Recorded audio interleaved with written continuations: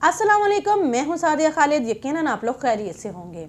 नाजरीन, आज हम बात करेंगे पाकिस्तान के माशरे की। पाकिस्तान का माशरा भी एक अजीब माशरा है। कहा जाता है कि जी मुल्क को गैर तालीम याफ्ता या अनपढ़ लोगों ने तबाह बर्बाद किया है, लेकिन अगर हम हकीकत को देखें तो हकीकत तो कुछ और ही दिखाई देती है। घर में आपके कोई भी इलेक्ट्रिसिटी की चीज़ ख़राब हो गई, एक अनपढ़ को बुलाओ, वो ठीक करेगा। इवन के इंजीनियर के घर में भी अनपढ़ आके उसको ठीक कर रहा होता है। सब्ज़ी लेने जाओ, अनपढ़ आपको सब्ज़ी देगा। दूध अनपढ़ लेके आ रहा है। इसके अलावा आपके घर के मिस्त्री मजदूर जो आपको घर तामीर करके देते हैं वो भी अनपढ़ हैं। कार बाइक ठीक करवानी है, अनपढ़ शख्स के पास जाओ, वो आपकी कार बाइक ठीक कर देगा। घर में बिजली की वायरिंग ख़राब हो गई, कोई एक स्विच ही लगवाना है, एक अनपढ़ मिस्त्री या मैकेनिक को बुलाओ, वो ठीक करेगा। मकान को पेंट करवाना है, रंगो रोगन करवाना है, वो भी एक अनपढ़ शख्स करेगा। घर का TV, washing machine, fridge, oven, gas का चूल्हा, वाटर कूलर कुछ ख़राब हो जाए, एक अनपढ़ शख्स को बुलाओ, वो आएगा, वो ठीक करेगा।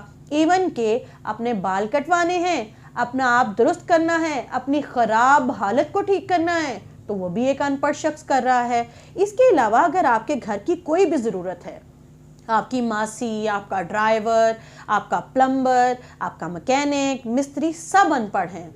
अगर हर घर का निज़ाम संभालने वाले अनपढ़ लोग हैं तो फिर अनपढ़ लोगों ने माशरे को तबाह कैसे कर दिया है।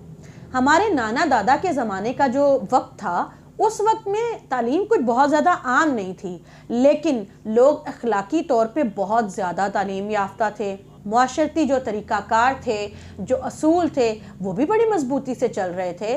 मुआशरा बहुत अच्छे से फ़्लो कर रहा था। फिर खुदा भला करे तालीम याफ्ता लोगों का, तालीम याफ्ता लोग आ गए, तालीम की अहमियत का एहसास हो गया और हमें पता चला ओह हमारा मुआशरा तो अनपढ़ों ने तबाह कर दिया। फिर क्या हुआ, तालीम याफ्ता लोगों ने क्या करना शुरू किया, ज़रा वो भी देख लेते हैं। माँ तालीम याफ्ता हुई तो उसने कहा कि मेरे पास वक्त नहीं है बच्चे पालने का, मैंने जॉब करनी होती है, जॉब पे जाऊंगी तो बच्चा कौन पालेगा, तो मॉन्टेसरी स्कूल में डाल दो। तो बच्चा जो अपना बचपन एंजॉय करता था, उसने मॉन्टेसरी स्कूल में जाके अपने बचपन का गला घोट दिया। और माँ को जॉब करनी थी, अब घर के काम कैसे करे, तो फिर उसने काम वाली रख ली। अब वो अनपढ़ काम वाली घर संभालती है, पढ़ी लिखी जो है वो मुल्क संभालती है। लेकिन अगर सास या ससुर किसी भी तरह की कोई शिकायत करें तो पढ़ी लिखी बहू कहती है कि आप लोग चूँकि अनपढ़ हैं इसलिए आपको तालीम की अहमियत का एहसास नहीं, आपको नहीं पता कि कितना अहम काम करती है। ज़रा आते हैं अगले तालीम याफ्ता लोगों की तरफ। अब ज़रा हम बात करें अगले तालीम याफ्ता लोगों की। अगर बात करते हैं हमारे इंजीनियर्स की, तो आज से कुछ 15-20 या 30-40 साल पहले इंजीनियर्स का कॉन्सेप्ट तो हमारे गैर तालीम याफ्ता माशरे में था ही नहीं। लेकिन कभी नहीं सुना था कि फ़लाँ पुल जो है वो गिर के तबाह हो गया, उसके नीचे आके लोग दब के मर गए। कभी नहीं सुना था कि फ़लाँ बिल्डिंग तबाह बर्बाद हो गई, उसको ठीक से तामीर नहीं किया गया। नहीं पता था, नहीं जानते थे कि फ़लाँ सोसाइटी में जो चीज़ कंस्ट्रक्ट की गई है उसमें ना खालिस और गैर खालिस किस्म का मटेरियल इस्तेमाल किया गया है, जिसकी वजह से तबाही और बर्बादी हो रही है। तो किसने तबाही और बर्बादी को पाकिस्तान का रास्ता दिखाया? तालीम याफ्ता इंजीनियर्स ने, क्योंकि तालीम याफ्ता इंजीनियर्स के बने हुए ही पुल तो हमेशा टूटते आए हैं। तालीम याफ्ता इंजीनियर्स के हाथों बनी हुई बिल्डिंग्स तबाह होती हैं। अब ज़रा बात करें डॉक्टर्स की। कुछ साल पहले जब गैर तालीम याफ्ता हकीम साहब होते थे या दाई होती थी तो बच्चे तब भी पैदा होते थे। हकीम साहब बीमारियों का इलाज तब भी करते थे, सिर्फ नब्ज़ पकड़ते थे और जान लेते थे कि मरीज़ को मसला क्या है।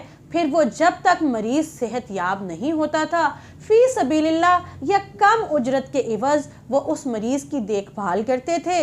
या जो दाई बीबी होती थी वो औरत की जच्चा बच्चा की प्रॉपर देखभाल करती थी, थोड़ी सी उजरत के एवज़, क्योंकि इन गैर तालीम याफ्ता लोगों में अखलाक और रवायात का इक़दार का पास कूट कूट के भरा हुआ था। फिर अल्लाह भला करे तालीम आ गई हमारे माशरे में, और फिर लेडी डॉक्टर्स जो हैं उन्होंने दाई की जगह ले ली और डॉक्टर्स ने हकीम की जगह ले ली। अब क्या हुआ, सबके सामने हैं। अब पढ़ा लिखा डॉक्टर और पढ़ी लिखी लेडी डॉक्टर सबसे पहले आपको आपकी औकात का एहसास दिलाते हैं। जब आप जाते हैं तो सबसे पहले आपसे बोरी भर के पैसे लेते हैं। उसके बाद उनका दिल चाहे तो वो आपको वक्त दे के कहते हैं कि ऐसे हमें पता नहीं चल रहा, तो आप जाइए टेस्ट करवा के आइए। अब आप टेस्ट की सूरत में बोरी भर के पैसे लगा के आते हैं। तो फिर जब आप वहाँ आते हैं, डॉक्टर्स अगर गुस्से में भरे हैं, कोई फ्रस्ट्रेशन है, कोई उनको जहनी टेंशन है, तो वो सारी टेंशन फ्रस्ट्रेशन तालीम याफ्ता डॉक्टर या लेडी डॉक्टर किस पे निकाले? आप हैं ना पंजिंग बैग, तो आप पे निकलती है वो फ्रस्ट्रेशन। क्यों? क्योंकि तालीम याफ्ता लेडी डॉक्टर और डॉक्टर डिप्रेशन या फ्रस्ट्रेशन का शिकार हैं। उनको अपने क्लिनिक पे जाना था, उनके प्राइवेट जितने भी मरीज़ थे उनको वो टाइम नहीं दे पाए। तो फिर गैर तालीम याफ्ता जो आपकी इज़्ज़त और तकरीम करते थे, उनकी जगह तालीम याफ्ता लोगों ने आपको आपकी इज़्ज़त नफ्स हर्ट करने के बाद आपकी औकात बताई कि तालीम क्या क्या गुण और क्या क्या हुनर दिखा सकती है। किस्सा यही तमाम नहीं हुआ। अब ज़रा बात करें सियासत की। सियासत में हमेशा से गैर तालीम याफ्ता लोगों का राज रहा, लेकिन अगर हम आज से 50 साल पहले की सियासत देखें तो यही गैर तालीम याफ्ता लोग, यही गैर तालीम याफ्ता सियासतदान जब ग्राउंड में जाते थे, हलकों में जाते थे, तो अपने मज़ारों, अपने वोटर्स के साथ मिलते जुलते भी थे, मिंगल अप भी करते थे।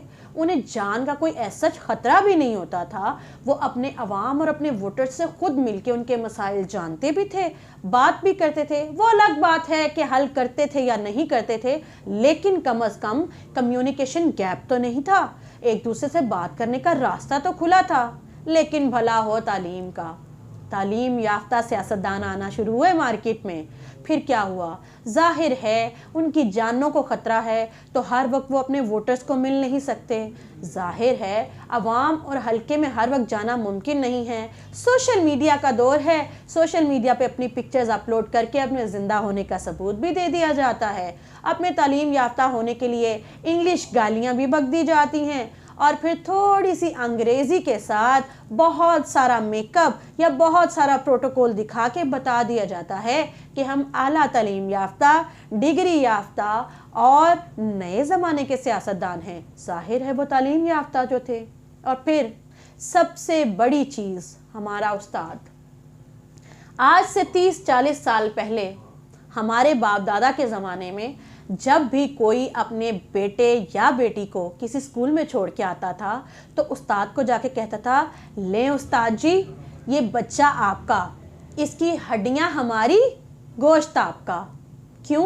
क्योंकि गैर तालीम याफ्ता थे ना माँ बाप। तो फिर उसके नतीजे में क्या होता था?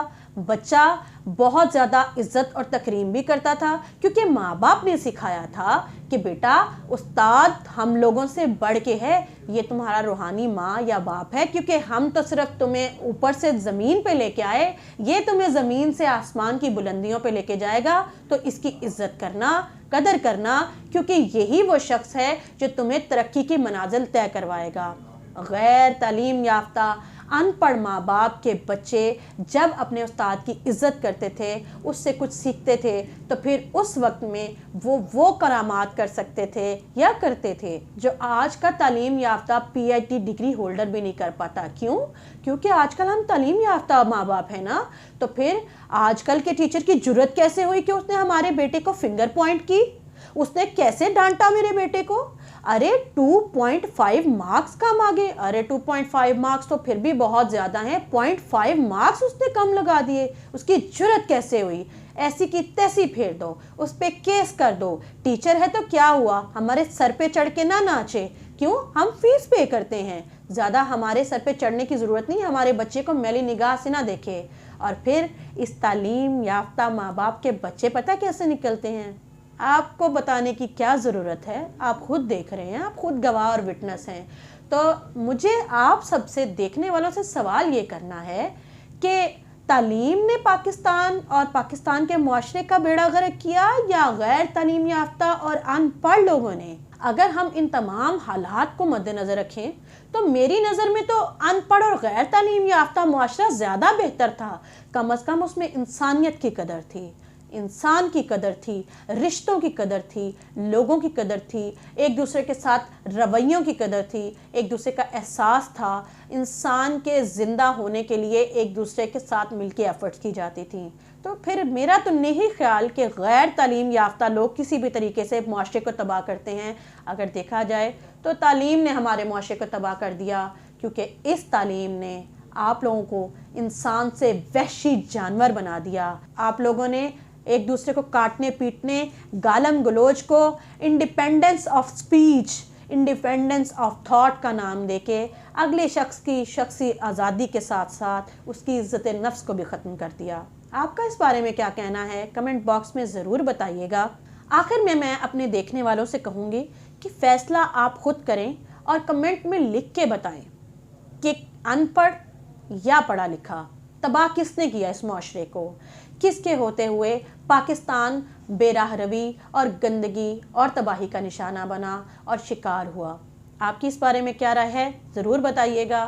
चैनल को सब्सक्राइब करके घंटी के निशान को दबा दीजिएगा। सादिया खालिद को फ़िलहाल के लिए इजाज़त दीजिए, मिलते हैं अगली वीडियो में। अल्लाह हाफ़िज़।